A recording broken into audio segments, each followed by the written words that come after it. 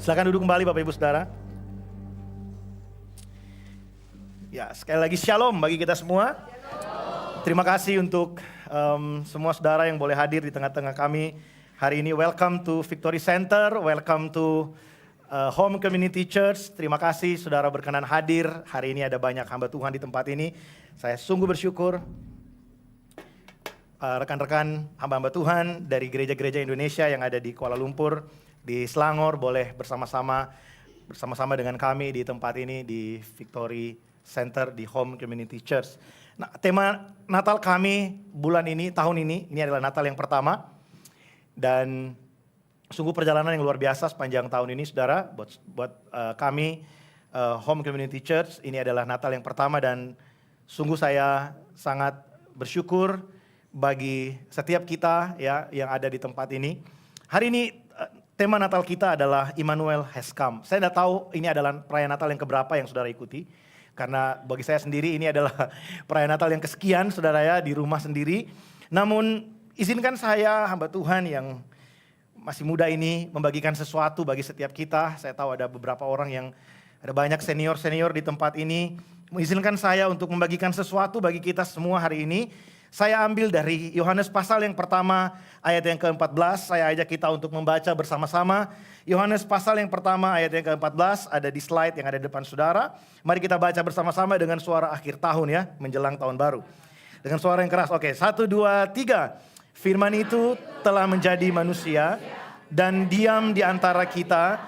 Dan kita telah melihat kemuliaannya, yaitu kemuliaan yang disediakan kepadanya sebagai anak tunggal Bapa, penuh kasih karunia dan kebenaran. Amin. Amin. Saudara, di tahun 2025 ini pasca pandemi setelah berlalu 4-5 tahun, perayaan Natal makin tahun itu makin meriah saudara ya. Tahun ini sangat meriah di Malaysia, saya tahu, saya lihat di sosial media ada sekian banyak mall dan tempat yang akan mengadakan perayaan, bahkan mulai dari bulan November sudah ada beberapa tempat yang mengadakan perayaan. Namun mungkin bagi sebagian kita, rekan-rekan kita, teman-teman kita, keluarga HCC Family yang ada di rumah yang menyaksikan secara online, mungkin Natal ini menjadi Natal yang berbeda karena mungkin kita sedang ada di tempat di mana kita tidak bisa berkumpul dengan orang-orang yang kita kasihi, berkumpul bersama-sama untuk merayakan Natal dengan orang-orang yang kita cintai, karena ada satu dan lain hal yang membuat kita tidak bisa ada di sana. Tapi ada kabar baik bagi kita hari ini, Natal itu bukan perayaannya, bukan soal berapa besar pohon Natalnya, berapa banyak uang yang kita spend untuk belanja di perayaan Natal ini, ya, karena ada banyak sale di mana-mana. Bukan tentang berapa banyak tempat yang kita pergi selama kita liburan Natal ini, tapi Natal berbicara tentang kelahiran Sang Juru Selamat yang bersifat personal bagi setiap kita. Tidak peduli kita hari ini mungkin tidak bisa pulang kampung ke Indonesia, karena ada banyak orang Indonesia di sini.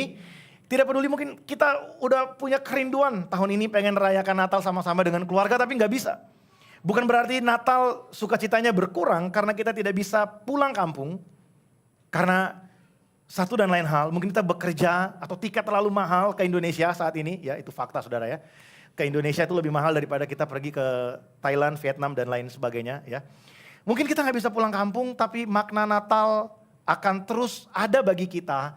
Natal bisa menjadi sukacita bagi kita karena perayaan Natal sesungguhnya adalah perayaan yang setiap hari kita alami.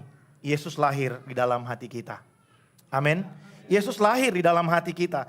Nah saudara, teks yang kita baca tadi ditulis oleh Yohanes dan sangat unik saudara ya. Kalau kita membaca keempat Injil ya, Matius, Markus, Lukas dan Yohanes.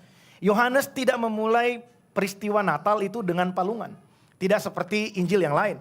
Yohanes memulai peristiwa Natal, pemberitaan tentang Natal dengan memberikan satu kalimat yang sama persis dengan kalimat yang ada di Kejadian pasal yang pertama, ayat yang pertama. Kejadian pasal pertama, ayat pertama bilang pada mulanya Allah menjadikan langit dan bumi. Yohanes 1 ayat 1 bilang pada mulanya adalah firman dan firman itu menjadi manusia. Ayat yang keempat dia bilang begini, firman itu telah menjadi manusia dan diam di antara kita. Firman telah menjadi manusia dan diam di antara kita. Nah, pesan Natal, tema Natal, pesan Natal gereja kami tahun ini adalah Allah memilih hadir tepat di tempat kita berada. tidak peduli seperti apa keadaan kita saat ini. Sekali lagi, Allah memilih hadir tepat di tempat kita berada hari ini, tidak peduli seperti apa keadaan kita hari ini. Itu adalah pesan Natal dari gereja kami hari ini, saudara, di tahun ini. Kenapa? Karena bukan sebuah kebetulan kalau di akhir tahun ini, terutama bagi kita orang Indonesia, negara kita sedang mengalami bencana yang sungguh luar biasa parah, saudara ya.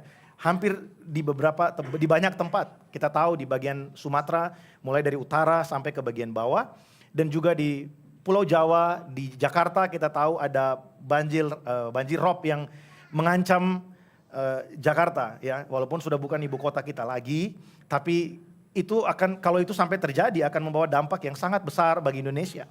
Nah, saudara, di hari ini saya ingin membagikan 3 hal bagi kita tentang Natal.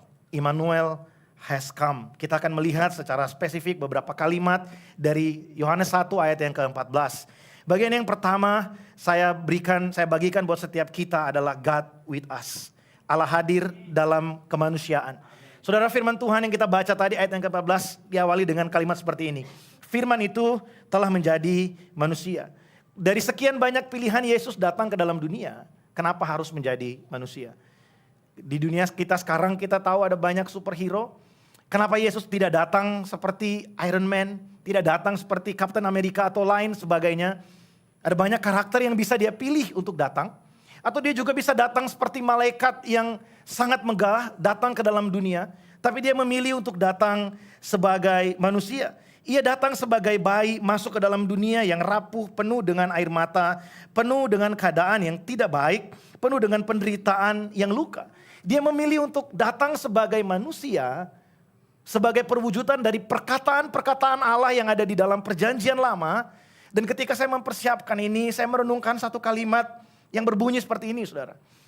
Perkataan yang berbunyi jangan takut, itu memilih untuk menghadapi ketakutan. Perkataan yang memilih untuk perkataan yang berbunyi aku menyertai kamu, dia memilih untuk menghadapi satu peristiwa di mana dia ditinggalkan oleh semua orang yang mengasihi, yang dia kasihi. Perkataan yang berkata aku akan setia menyertai kamu, dia memilih untuk menghadapi pengkhianatan yang dilakukan oleh orang-orang yang dia kasihi.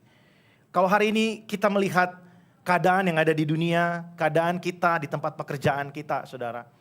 Waktu kita merenungkan firman Tuhan, kita merayakan Natal, firman telah menjadi manusia.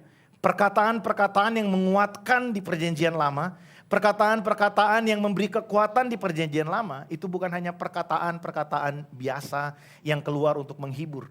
Tapi perkataan itu telah menjadi satu pribadi yang nyata, datang dia bukan hanya memberikan kekuatan melalui kalimat dan kata-kata yang indah.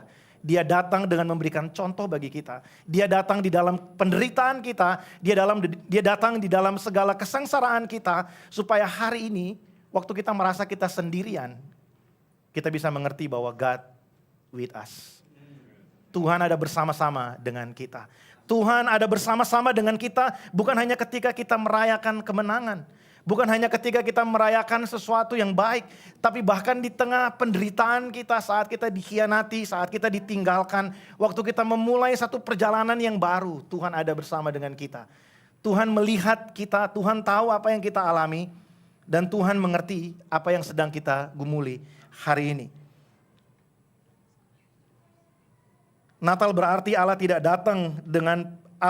asing dengan penderitaan manusia. Kita tidak sendirian dalam segala pergumulan kita. Saudara, sebagai orang yang tinggal di Malaysia jauh dari keluarga kita di Indonesia, tidak peduli di kota mana kita ada di Indonesia, adalah satu fakta, seberapa ramai tempat kita bekerja, kita pasti akan mengalami satu masa di mana kita merasa sendirian. Pasti, ya, karena kita jauh dari keluarga. Bahkan kita yang ada dekat dengan keluarga pun, seringkali kita mengalami rasa sendirian. Sepertinya tidak ada orang yang beserta dengan kita. Sepertinya kita ini sedang berusaha sendiri. Sepertinya kita ini tidak punya teman untuk bercerita. Dan seringkali di masa-masa keadaan yang seperti itu, kita mulai meragukan penyertaan Tuhan bagi kita. Kita mulai merasa bahwa Tuhan sengaja membawa kita jauh supaya kita mengalami kesendirian. Tapi pesan Natal bagi kita hari ini, Yesus yang adalah firman, yang menjadi manusia. Perkataan yang berbunyi, aku menyertai engkau. Dia memilih untuk menghadapi kesendirian, supaya hari ini dalam segala kesendirian kita dapat memiliki teman yang sejati. Kita punya teman, sahabat yang sejati, yang tidak pernah meninggalkan setiap kita dalam segala musim kehidupan ini. Amin, saudara. Jadi yang pertama kita melihat God with us, Tuhan beserta dengan kita. Yang kedua, saudara, kita melihat bagian yang berikutnya dikatakan dalam ayat yang kita baca, Yohanes pasal yang pertama ayat yang ke-14. Firman itu telah menjadi manusia dan dia diam di antara kita. Kata diam di situ diambil dari bahasa aslinya menggunakan kata skenoo yang artinya berkemah. Atau bukan hanya sekedar lewat gitu aja gitu saudara ya. Kalau kita melihat, kita belajar Alkitab, kita tahu dari perjanjian lama memang Tuhan itu suka dekat dengan umatnya. Kita tahu dalam perjanjian lama ada tabernakel, ya, ada bait Allah, ada kemah suci. Semua itu ada supaya Tuhan bisa bersekutu dengan umatnya.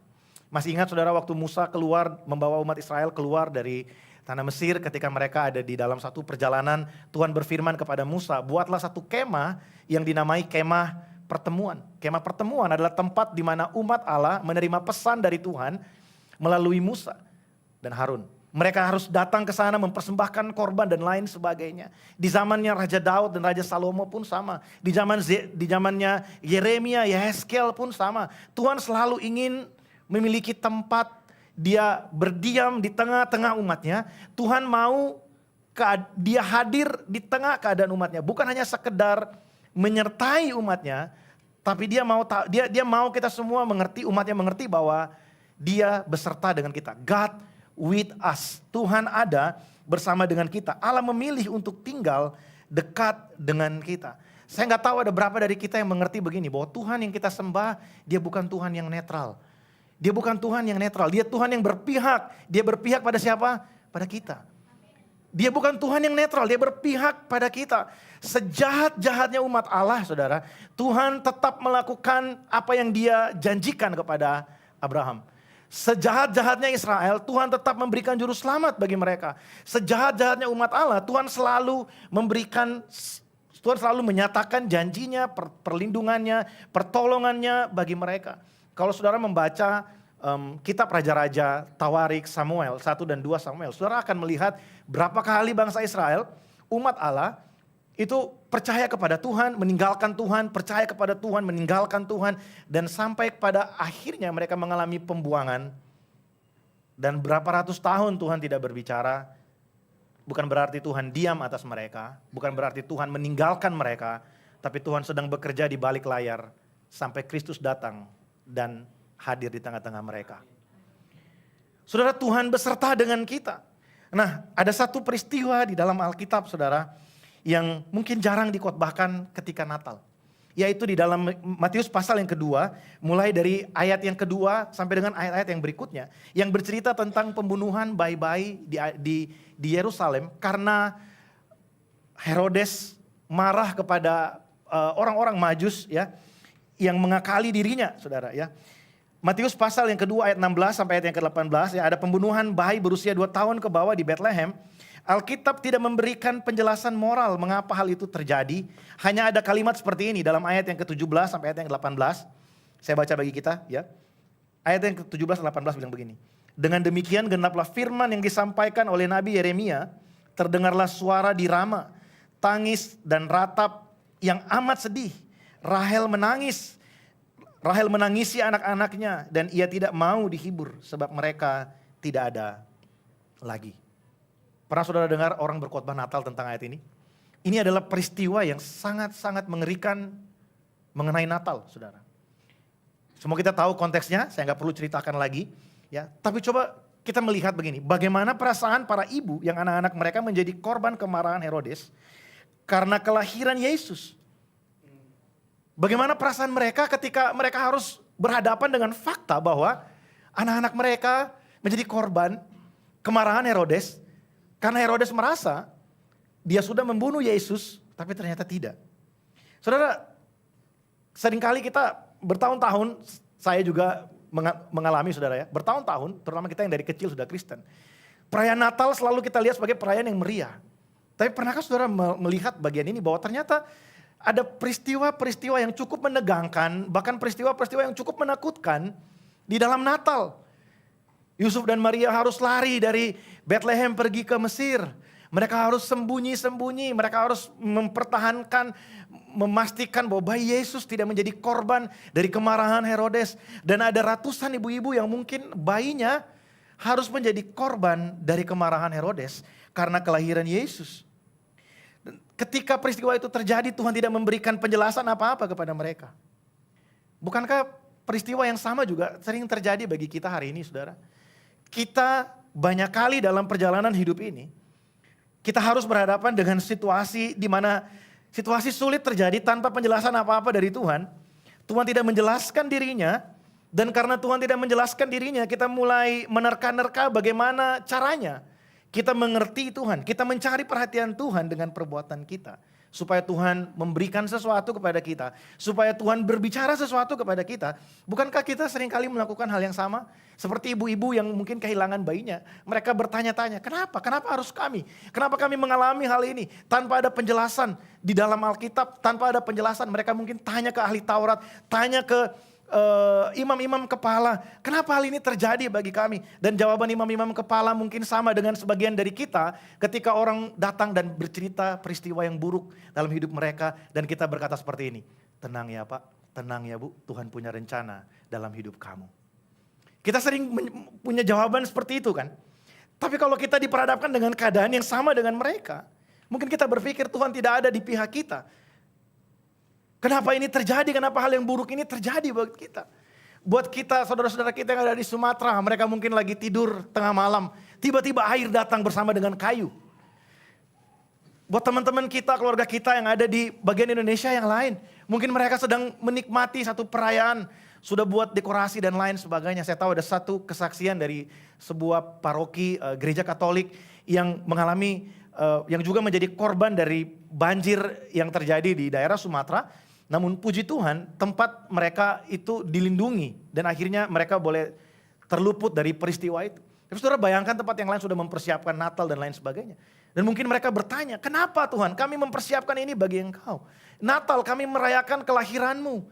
Kenapa semua yang buruk ini terjadi kepada kami?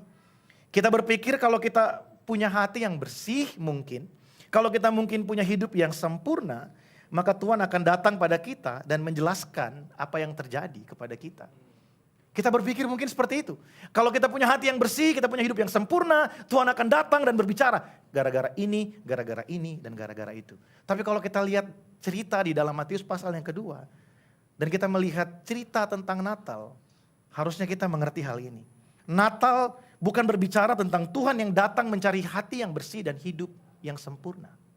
Natal berbicara tentang Tuhan yang datang untuk mencari orang-orang yang kehabisan tenaga untuk pura-pura kuat, supaya kekuatan Tuhan menjadi sempurna di dalam kelemahan kita.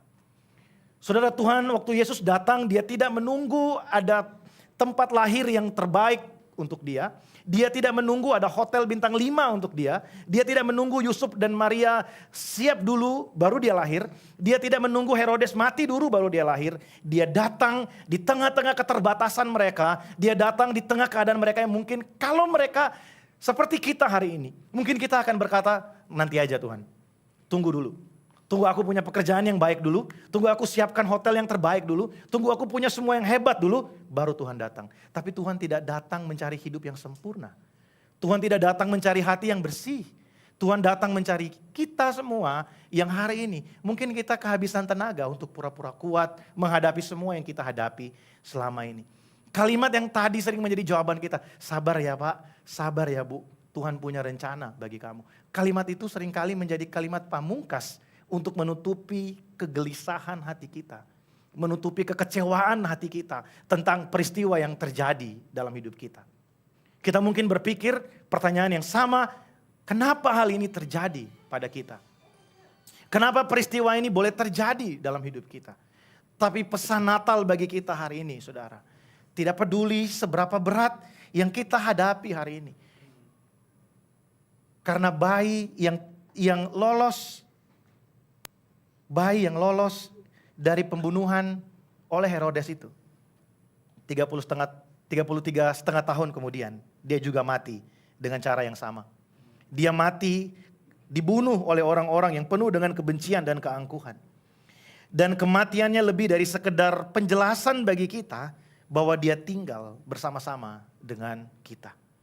Saudara, saya nggak tahu ada berapa banyak dari kita yang tahun ini mungkin setuju dengan kalimat ini.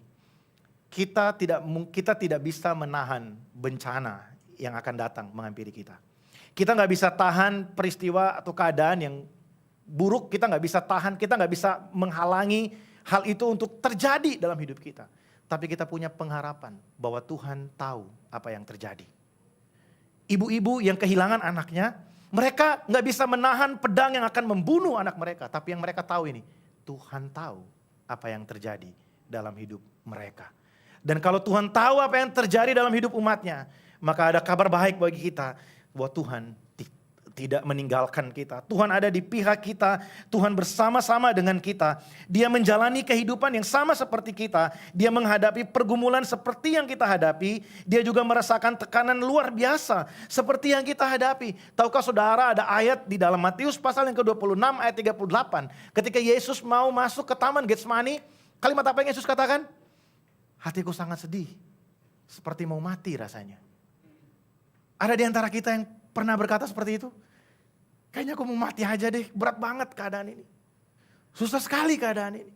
Dan kita mulai mungkin merasa terintimidasi karena kalimat itu. Saya mau kasih tahu kita, Yesus mengalami penderitaan yang sama. Supaya dalam segala penderitaan kita bisa berkata God with us. Tuhan ada bersama dengan kita, God for us. Our God is for us, Dia bersama dengan kita, Dia mengerti keadaan kita. Tuhan memang sulit untuk dapat kita mengerti. Namun Tuhan paling mengerti segala keberadaan kita. Tuhan memang tidak terlihat dengan mata, namun keberpihakannya pada kita nyata dalam segala musim kehidupan kita. Amin saudara, amin. Kita gak bisa ngerti Tuhan. Tapi Tuhan paling mengerti kehidupan kita. Kita gak bisa lihat Tuhan dengan mata kita. Tapi keberpihakan Tuhan pada kita itu sungguh nyata sampai hari ini. Amin saudara. Amin. Ini menjadi penghiburan kita ketika kita merayakan Natal tahun ini. Dan poin yang ketiga saudara, kita melihat tadi yang pertama God with us. Yang kedua God for us. Yang ketiga God in us. Tuhan ada di dalam kita. Allah membawa kasih karunia dan kebenaran. Ayat yang ke-14, firman itu telah menjadi manusia dan diam di antara kita. Dan kita telah melihat kemuliaannya, yaitu kemuliaan yang diberikan kepadanya sebagai anak tunggal Bapa, penuh kasih karunia dan kebenaran. Ada dua hal yang Kristus bawa waktu dia datang ke dalam dunia. Dia datang penuh dengan kasih karunia dan juga dia datang dengan kebenaran. Dia bukan hanya datang untuk mengampuni dosa, bukan hanya datang untuk menebus dosa manusia, tapi dia juga datang untuk mengubahkan kehidupan kita. Saudara, seringkali kita semua percaya bahwa kita diselamatkan hanya oleh anugerah Allah melalui Yesus Kristus. Amin. Amin. Tapi saya percaya bahwa kasih karunia yang menyelamatkan kita juga adalah kasih karunia yang mengubah hidup kita. Supaya hidup kita berpadanan dengan keselamatan yang Dia berikan bagi kita. Saudara, kasih karunia memulihkan hidup kita yang hancur. Kebenaran membebaskan kita dari kebohongan. Yesus tidak hanya menghibur, Ia juga mengubahkan setiap kita. Kita seringkali ada beberapa tipe pengikut Tuhan gitu ya. Ada yang hanya suka mendengar kata-kata penghiburan. Di zaman sekarang saudara sangat mudah bagi kita untuk memilih pengkhotbah mana yang kita suka. Ada orang-orang yang memang kayaknya udah gak mau pergi ke gereja. Atau mungkin masih ke gereja tapi menganggap gini, ke gereja gak ke gereja sama aja, kita bisa ikut ibadah di mana aja. Dan bahkan lebih enak kalau ibadah online karena kita boleh pilih. Kalau mau yang lucu-lucu pendeta A, B, dan C. Kalau mau pendeta yang sangat puitis ada ini, dan ini. Kalau pendeta yang suka nyanyi ada ini, dan ini gitu ya. Kita tinggal pilih, saudara mau yang mana. Yang suka pengajaran, yang suka hal-hal yang berbentuk seperti pengajaran Alkitab, ada pendeta A, B, dan C. Di zaman sekarang seringkali orang memilih apa yang mau dia dengarkan. Tapi sebagai hamba Tuhan, saudara, dan juga sebagai gembala di gereja HCC, saya mau kasih tahu kita gini. Kalau kita hanya mau dengar apa yang kita rasa kita suka, kita nggak mau dengar apa yang kita rasa kita nggak suka, jangan kaget kalau nanti ketika beberapa peristiwa, banyak peristiwa terjadi dalam hidup kita, kita nggak punya satu fondasi yang kuat untuk bertahan. Kenapa? Karena kita tidak pernah mau diubahkan. Kita suka dengar penghiburan, tapi kita nggak mau dengar teguran. Kita suka ketika dikatakan, wah kamu akan diberkati, kamu berkati berlimpah-limpah, kamu akan naik dan lupa turun, kamu akan begini dan begini. Enggak, salah ya. Kamu akan naik dan tidak turun gitu ya. Kamu akan terus naik dan tidak turun gitu ya. Kita suka dengarkan kalimat itu, tapi ketika firman Tuhan berkata, bertobatlah dari kesalahanmu. Karena yang saya alami gini, banyak kali orang itu udah tahu apa yang harus dia lakukan. Udah tahu kalau apa yang dia perbuat salah. Tapi gak punya kemampuan untuk melakukan apa yang benar. Kenapa? Bukan karena kurang rohani. Keluar dari rumah, bawa mobil, lagunya pasti True Worshipper, Maria Sandi gitu ya. Rohani sekali gitu ya. Rekaman praise and worship gitu ya. Biasa gitu ya, rekaman praise and worship gitu ya. Sambil nyetir, sambil nyanyi. Tapi kehidupan dalam dosa juga tetap sama, seiring dengan lagu berjalan ya kehidupan juga seperti itu. Kenapa sih? Karena kita tidak mau menerima teguran. Kita hanya mau menerima kasih karunia dan tidak mau menerima kebenaran. Yesus datang bukan cuma bawa penghiburan buat kita. Yesus datang juga bawa kebenaran bagi kita. Yesus datang bawa sesuatu untuk mengubah hidup kita. Bukan hanya buat telinga kita happy gitu dengar surga telinga gitu saudara ya. Tapi Tuhan mau supaya apa yang kita dengarkan memberkati kita, itu bukan hanya berhenti sampai di telinga, itu sampai ke hati kita, mengubahkan hidup kita. Dan ini perlu yang namanya kerelaan untuk mengikuti apa yang Tuhan kehendaki. Bukan hanya kemauan untuk mendengarkan apa yang enak kita dengarkan, tapi kerelaan untuk mengikuti apa yang Tuhan kehendaki. Seringkali kita tunggu Roh Kudus belum berbicara dalam hati saya, padahal Alkitab udah jelas ngomong kamu harus bertobat dan tinggalkan dosa. Seringkali gitu yang terjadi kan. Kita tuh kayaknya Tuhan belum mau saya bertobat. Enggak. Enggak saudara. Enggak. Wah kayaknya ini kesempatan yang baik nih.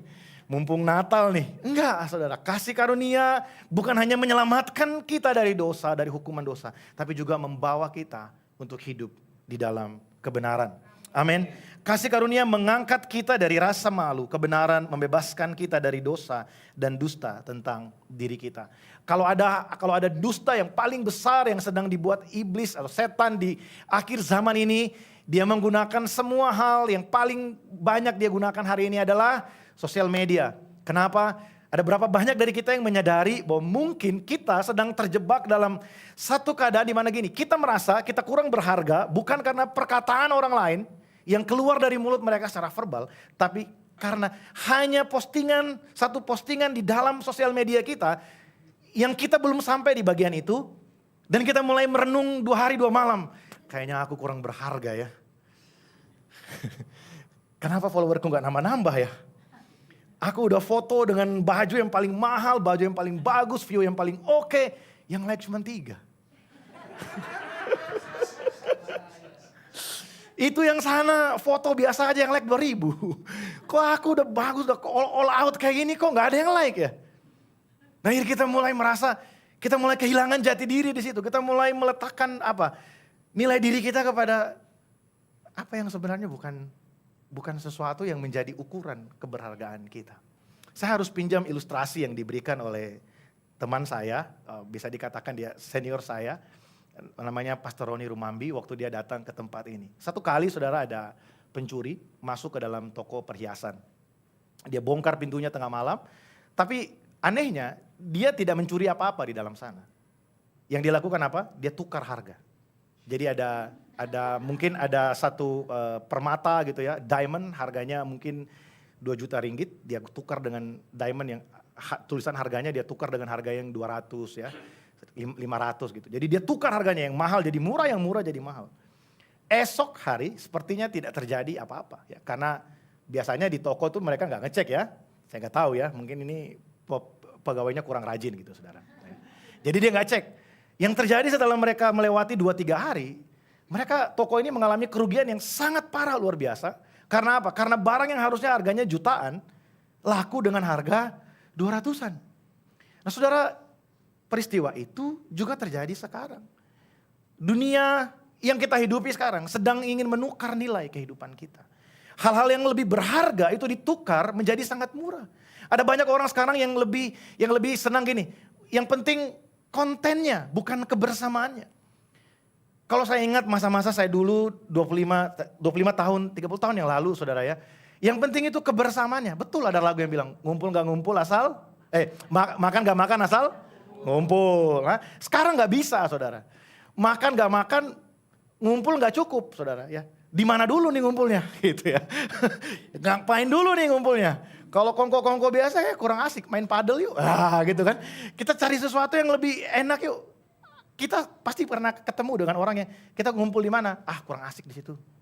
Padahal yang jadi inti yang lebih penting dari semua konten waktu kita bertemu itu apa? Kebersamaan, kekeluargaan. Bagaimana kita bisa saling menerima, saling berbagi satu dengan yang lainnya. Seringkali liburan menjadi kacau, bukan karena tempatnya kurang menarik, tapi karena ada hal-hal kecil yang sebenarnya bukan sesuatu yang penting untuk kita pertahankan, sehingga merusak sepanjang perjalanan kita.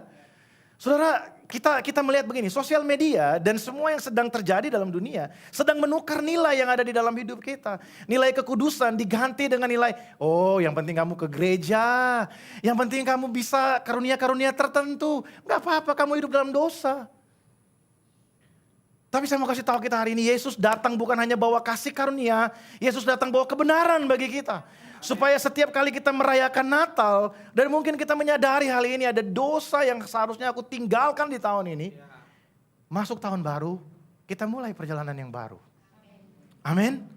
Sehingga kelahiran Yesus bukan hanya menjadi perayaan yang kita spend uang banyak di sana.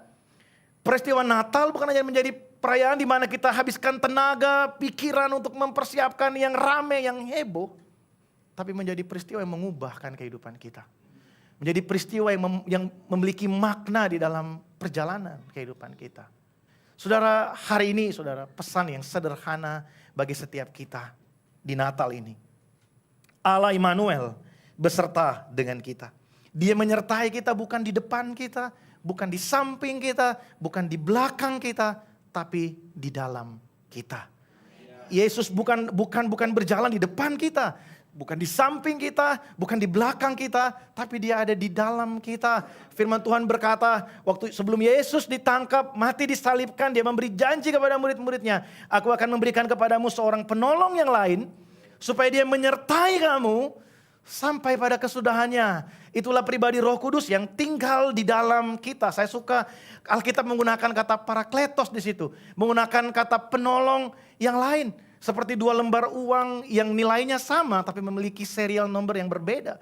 Saudara, kita perlu berbahagia. Kenapa? Karena janji ini, peristiwa Yesus berkata aku akan memberikan kepadamu penolong yang lain, itu hanya dimiliki oleh kita orang percaya.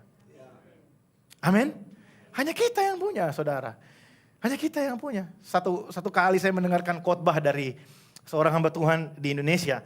Dan dia mengeluarkan satu kalimat yang membuat saya sangat antusias. Setiap kali merenungkan kalimat ini, dia bilang gini saudara. Satu hari nanti waktu kita sampai di sorga, mungkin kita ngefans, para pemain musik mungkin ngefans sama Raja Daud gitu ya. Karena dia buat lagu yang sangat indah, kalimat yang sangat puitis. Mungkin ketika kita sampai di sorga, kita temui dia, wah Raja Daud aku ngefans banget sama kamu gitu ya. Gimana caranya nulis lagu seperti itu gitu ya. Atau mungkin kita tanya sama Musa, kita ngefans sama Musa, Musa gimana perasaanmu? Kamu lewat kiri kananmu ada akuarium, wah gede banget gitu ya, ikan segala macam ada di situ. Gimana perasaannya gitu ya. Kita ketemu Salomo, wah kamu puitis banget, kamu pinter banget berhikmat gitu. Saudara tahu mereka akan kasih kita satu pertanyaan. Yang semua mereka pasti pertanyaannya sama dengan kita. Mereka akan tanya gini, oke, aku akan jelaskan semua yang kamu tanya tadi, tapi tolong jawab pertanyaan kami. Gimana rasanya hidup bersama dengan Roh Kudus di dalam kamu? Kenapa? Karena mereka gak ngalamin itu, saudara. Mereka tidak mengalami peristiwa Roh Kudus tinggal di dalam mereka. Mereka mengalami pernyataan Tuhan, yes. Mereka mengalami Tuhan bicara, betul. Tapi mereka tidak mengalami Tuhan tinggal di dalam mereka dan menyertai mereka dalam segala peristiwa, dalam segala musim kehidupan mereka. Nah, kita hari ini saudara, kita menerima Roh Kudus di dalam hidup kita. Kita punya Roh Kudus di dalam kehidupan kita yang setiap kali kita berjalan, kita bisa punya satu penolong, penasehat yang ajaib, kita punya penghibur yang sempurna, kita punya pribadi yang tidak pernah meninggalkan, membiarkan kita sendirian. Bahkan di saat kita sendirian sekalipun, sebenarnya Tuhan ada di situ, memberikan kita kekuatan untuk bertahan. Amin saudara, saya boleh minta pemain musik untuk maju ke depan. Kita akan mengakhiri khotbah renungan firman Tuhan pada sore hari ini. Saudara, pesan Natal bagi kita hari ini saudara, God with us. Tuhan beserta dengan kita. God for us. Tuhan ada di pihak kita. Mungkin kita hari ini sedang mengalami peristiwa yang kurang enak. Kita sedang ada di dalam peristiwa yang sepertinya membuat kita merasa ditinggalkan Tuhan. Mungkin kita ada di tengah keadaan seperti orang-orang ibu-ibu yang tadi kehilangan anak-anak mereka karena pembunuhan oleh Herodes. Mungkin ada peristiwa-peristiwa di tahun ini, bahkan di akhir tahun ini, yang saudara mungkin bertanya, why? Kenapa hal ini terjadi bagi kita? Dan kita merasa Tuhan tidak ada di pihak kita. Tapi dengarkan kabar baik bagi setiap kita. Tuhan melewati, Yesus melewati semua peristiwa seperti yang kita lewati. Supaya dalam segala musim hidup kita, kita dapat melihat penyertaannya di dalam hidup kita. Amin saudara. Dan yang terakhir, God in us. Tuhan ada di dalam setiap kita. Saya jemput kita semua bangkit berdiri.